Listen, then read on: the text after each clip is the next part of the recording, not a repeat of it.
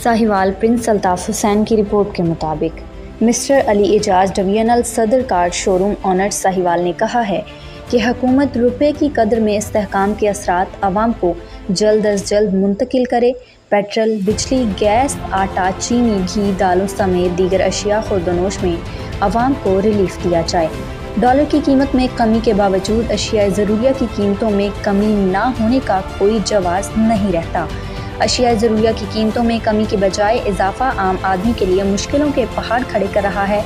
इन ख्यालात का इजहार उन्होंने डॉलर की कीमत में मुसलसल कमी और रुपये की कदर में इजाफा को खुश आइन करार देते हुए अपने एक बयान में किया।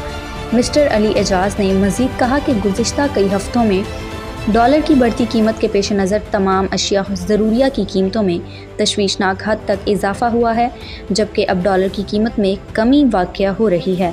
तो अशिया ज़रूरिया की कीमतों में होने वाले इजाफे को फौरी तौर पर वापस लिया जाए ताकि महंगाई की चक्की में पिसी हुई आवाम सुख का सांस ले सके।